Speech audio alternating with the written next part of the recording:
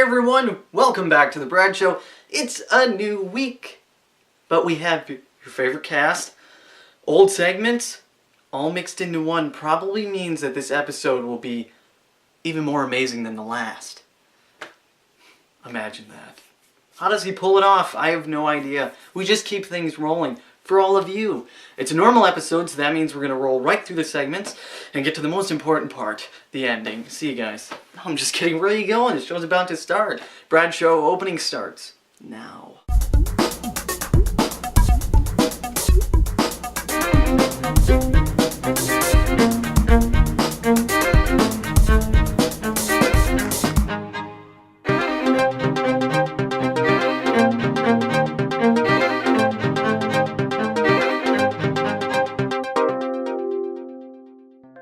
Jessica, how to?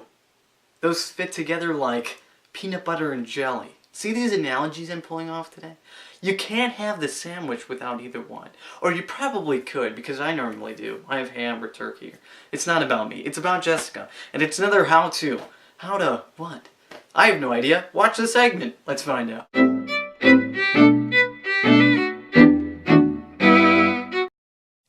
Hey guys, welcome back to my segment of How To with Jessica. This week we're going to talk about how to think spring, because if you're watching and you live in Wisconsin, I'm sure that you are sick and tired of winter and wondering where spring is. So maybe if we all start thinking warm thoughts, warm spring thoughts, spring will actually come. So what I've been doing is, first of all, maybe some spring cleaning would help. I have been kind of spring cleaning my room a little bit, getting rid of tons of stuff that I don't use or need anymore. So maybe start by some spring cleaning. That'll help. With that, I've been getting out some more of my springtime clothes. I wore capris a few times last week, so that was kind of fun. Haven't been brave enough to bust out some sandals yet, but they're slowly getting to the top of my shoe bin over here. So I'm getting hopeful that I can wear sandals soon. I've been trying to wear I wear scrubs at work, so I've been trying to wear my more flowery tops rather than like my plain boring tops. So spring thoughts, some springy tops, flowers, things like that. I don't know. Been trying to do some spring activities, trying to go for walks around the lake 2 weekends ago. I think it was kind of decent. We went for a walk around the lake with my mom and her boyfriend. That was kind of fun. Still a little chilly, but nice spring-like activity. Hitting the gym, getting on the bike at the gym, because I really like to ride my bike in the springtime. So hoping for that. And instead of hot coffee in the morning, I've been drinking iced coffee because it's colder, and that's kind of what I drink more so in the summertime as opposed to my hot coffee in the winter. So it's making me think that it's warm outside. So just kind of think spring. Those are my how-to ways of thinking spring and hoping for spring. If you guys have any ideas of anything that'll help me think spring and warm weather as well, let me know, because I am tired of winter. That being said, hopefully next time I make a video, it's like 60 degrees. That's all I ask. 60. Is that too much? Alright, you guys. See you next time. Bye. This week I'm all about analogies. And I really can't give one to Steve, because Steve rants. So when he rants about things, it's like you can't have spaghetti without meatballs, you know? Or you could, because I made it that way. I didn't know how to make the meatballs at the time. But we have another rant from Steve. Because Steve said to him, like I always say, Steve, we want to know why.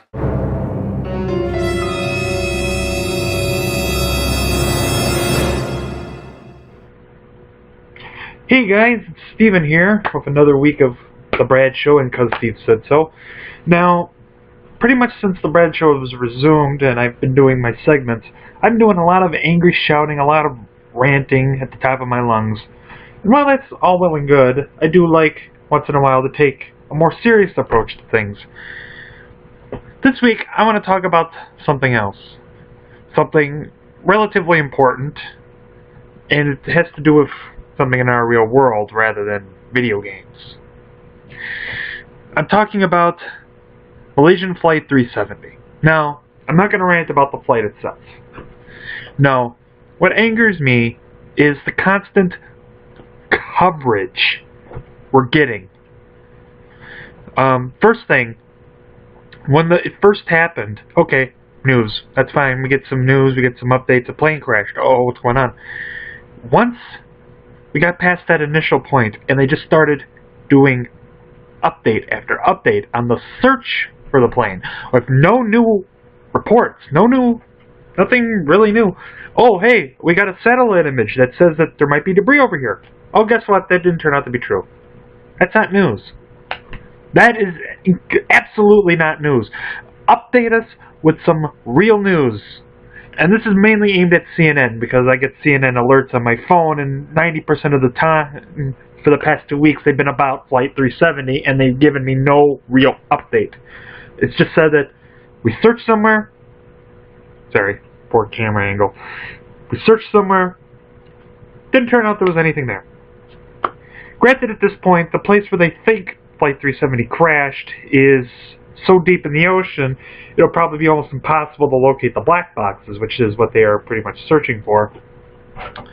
But I'm not going to talk about that. Like I said, I'm not going to rant about the flight. I'm just ranting about the media coverage of it. It's been overcovered, beaten to death. Don't update us until we get some real news. I'd like to bring up another example that CNN's been doing.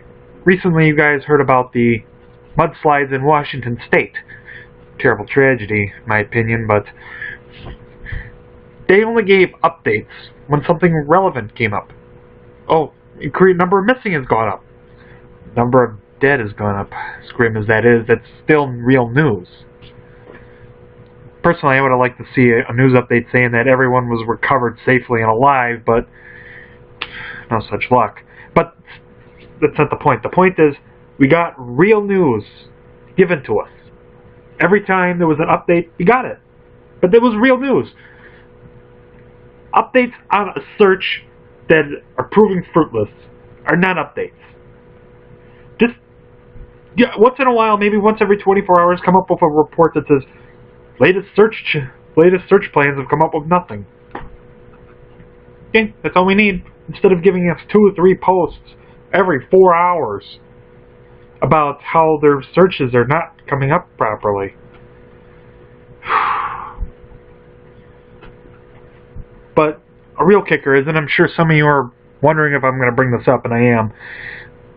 I'm probably going to rant about this sometime in the near future, but the Supreme Court recently came up with a decision so that you can give unlimited money to political campaigns. Now, personally, I don't think it's necessarily that big of a deal. I don't think you can necessarily buy elections as much as people think that you can.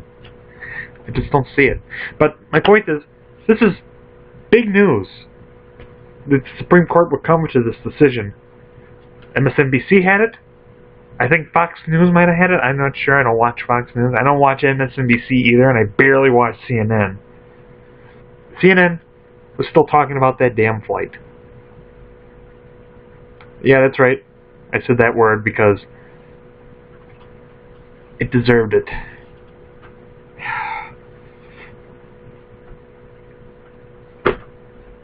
This is just an example of the oversaturation that the media has. 24-hour news coverage. We got to fill it with something. So if we're not having our political speak, well, we got to have. We go. Oh, look, there's a flight. Oh, a plane crash. Oh, plane crashes are big. Give us some real news. And next, we move on to Do It Yourself with Ashley. And you no longer have to do it yourself because Ashley's going to do it for you. She probably does it better than you do. I don't know. But I'd like to find out. Do It Yourself with Ashley is next.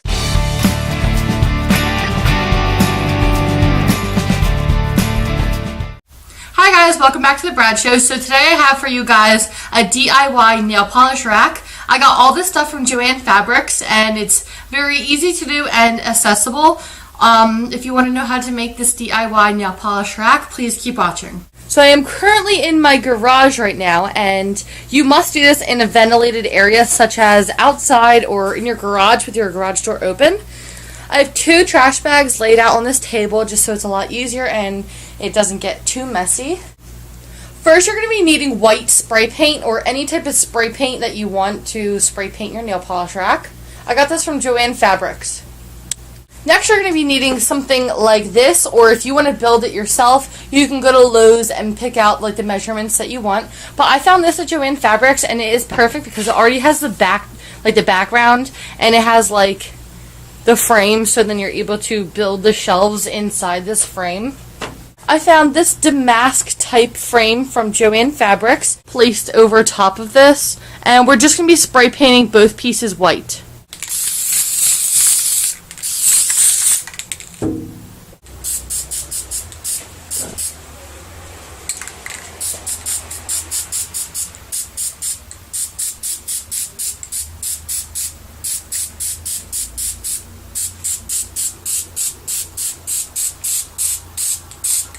Okay, so now that we have everything spray painted to our liking, we are just going to be measuring the inside of this like board here. We want to make shelves. So here I have a piece of foam board. I got this from Joann Fabrics as well. We are just going to be cutting this out to make it little shelves for our nail polish to sit on. I'm just going to be measuring the width of this just so I can measure out the foam board and cut it accordingly. Okay, so the board I have is approximately like 12 inches. So here I have my foam board, and I'm just going to be drawing a line with a pencil, just so it's easier for me to cut out this piece.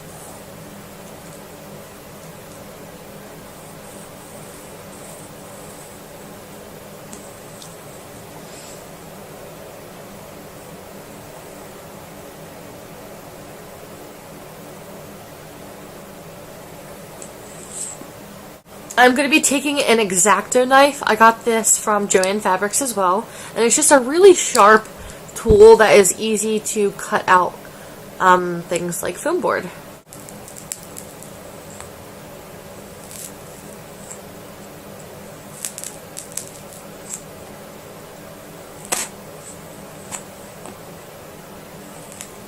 So you can just use the first shelf as a template for your next. And you want to repeat this process either 2 or 3 more times, depending on how many shelves you have and how much room you have.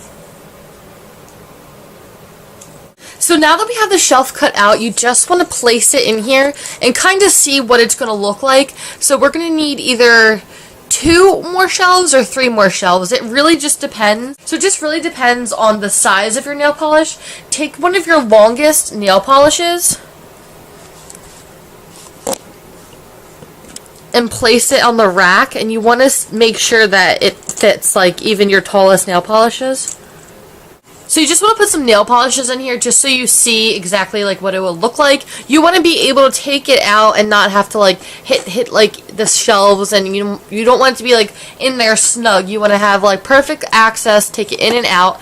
Actually, I didn't have enough room to do another shelf. This is as much room I have, but I think it's going to be a good idea to put some tools down here. You can do like a nail file or a cuticle nipper, whatever you want to put like on this shelf, and or maybe some like cotton rounds just to help, you know, fill in this space so it doesn't look like it's like useless space. So I think this would be a good idea to put some tools down here. I don't know if you're able to notice, you probably can, but this is hanging over just a little bit. I might actually trim this down just so it doesn't hang over and just so it like looks a little bit more clean and stuff. So now I'm just going to be taking my hot glue gun. Any sort of glue gun will work. We are going to be gluing in the shelves.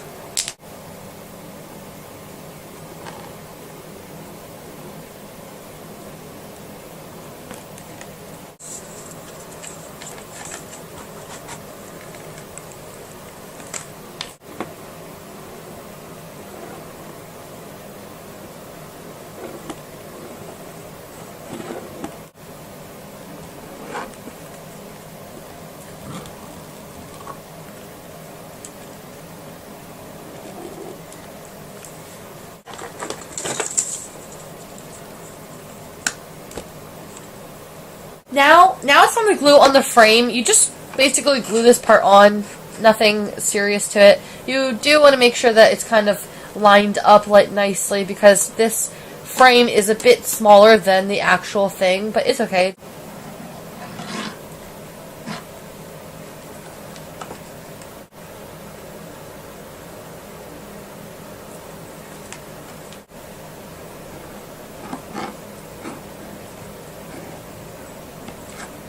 And there we have it. So this nail polish rack looks super cute and pretty easy to make, and all you gotta do is just hang it up on the wall.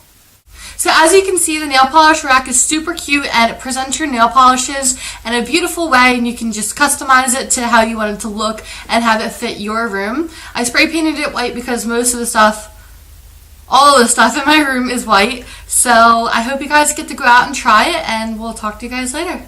Now we move on to our Matt facts for the week, and last time I heard Matt's, he's watching WrestleMania. No, that's over with. But hey, he loves wrestling. He's running out of Matt facts. No, he's not. He's got tons of Matt facts. Check this out, guys. Matt facts are next. Thanks, Brad, and welcome to Matt's Facts, everybody. You might notice a cat in the background. That's my cat, Chloe. She's going to help me here, but she's not going to say much, so just don't worry about her. No big deal. Alright, here we go. When a person cries and the first teardrop comes from their right eye, it comes from happiness. Tear from their left eye is a result of pain. And then tears from both eyes, well, it's frustration. Now, we at the Brad Show, we hope you don't cry, but if you do, don't forget these so you can sense where your tears are coming from. It's pretty helpful, you know. Next, tickling was a form of torture used in ancient China on nobility because recovery was quick and it left no mark. Now, if you think about it, there are a lot of torture tactics that can be used without actual pain. It's pretty helpful, but you know, we don't have to worry about that. Finally, being able to instantly respond with sarcasm is actually a sign of a healthy brain. It's good to know. So it's great facts. All right, thanks for watching, everybody. Have a good week. Where would we be without Al's advice? Probably better off. Let's just end the show. No, I'm just kidding. Come on. The guy has been here forever. Don't do that. So don't leave. But Al's advice is next, and I heard he's going really serious this week. I'd like to take bets on that. Let's see. Check it out.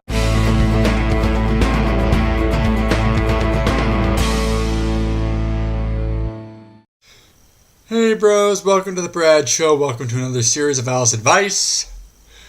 This one's a little bit less enthusiastic and a little more serious just because, well, it needs to be in a sense. So I'm sure plenty of you have jobs. Nod your head and say yes. Plenty of you have jobs, so plenty of you have dealt with upper management and just managers in general, or this could even be substituted for something like instructors or professors at college. Get off me, kitty.